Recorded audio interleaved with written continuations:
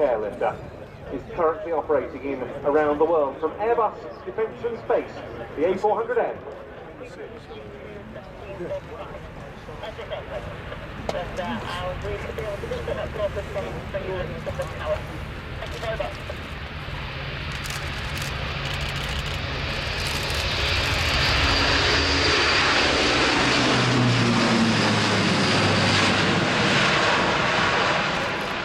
Straight into a 70-degree right turn, climbing to about 1,000 feet before descending back towards the display line at a speed somewhere in the region of 160 to 180 knots.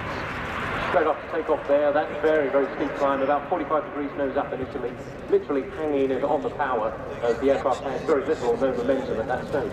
Plenty of power from the 4 Europrop International TP400 turboprop engine driving these very, very impressive looking propellers.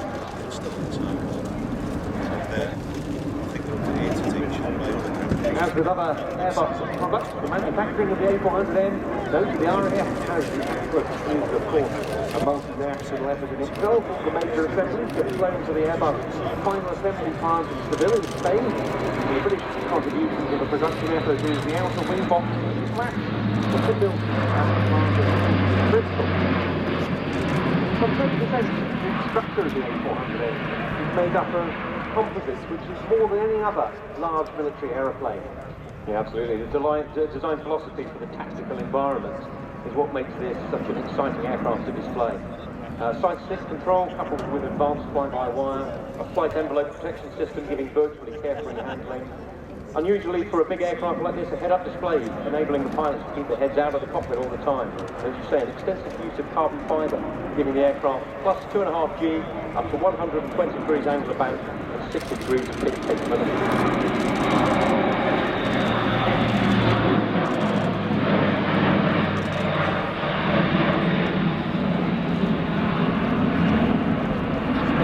Aircraft can take a single load of up to 16 tons or a mixture of items on board totaling 25 tons. There's room in the medical evacuation roll for up to 66 standard-sized stretchers and 25 medical personnel, but it can also take loads like a single Cougar or Super Puma helicopter, a single NH-90 helicopter, one of which we've got in the static park along with the Cougar as well. 2 Lynx, 2 Apaches or 2 Eurocopter Tigers in terms of military vehicles, 3 large armoured vehicles, or 3 Land Rovers with trailers.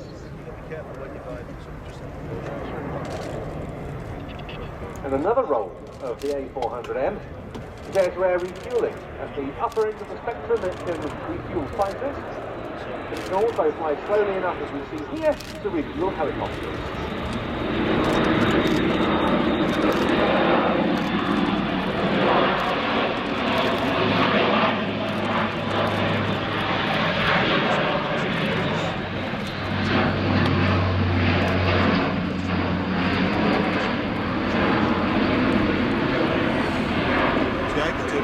Previous generations of tactical airlifters have got good tactical performance, perhaps not quite as good as the A400M, but cannot carry outsized loads over strategic distances. Indeed, this aircraft can fly in excess of 4,800 nautical miles. But part of this is enabled by the cockpit area being at the very front of the airframe, allowing for much of the internal space to be used for the load itself. The RAF has been using many of these capabilities with its Atlas C1, based not far from here at Fry's Norton. They've got 20 of them now on strength, out of a total 22 ordered. Number 70 Squadron uses them for global strategic missions. Number 24 Squadron is training crews. The RAF is working up to a full operational and tactical role in 2021, once the fleet is complete.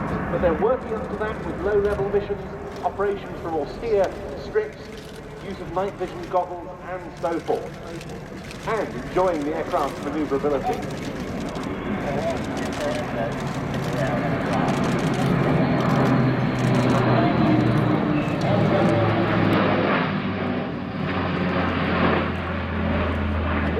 Environment, you need an airlifter to be agile, don't you? It's not just something for hauling cargo. It's got with some very advanced countermeasure systems on board this aircraft.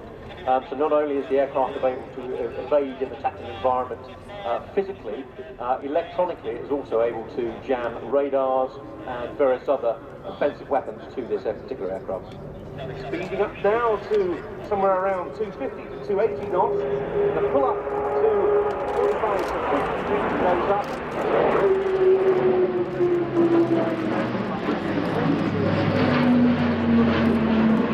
Lower level afterwards, stay well used in a tactical environment in order to evade the attentions of ground-based threats.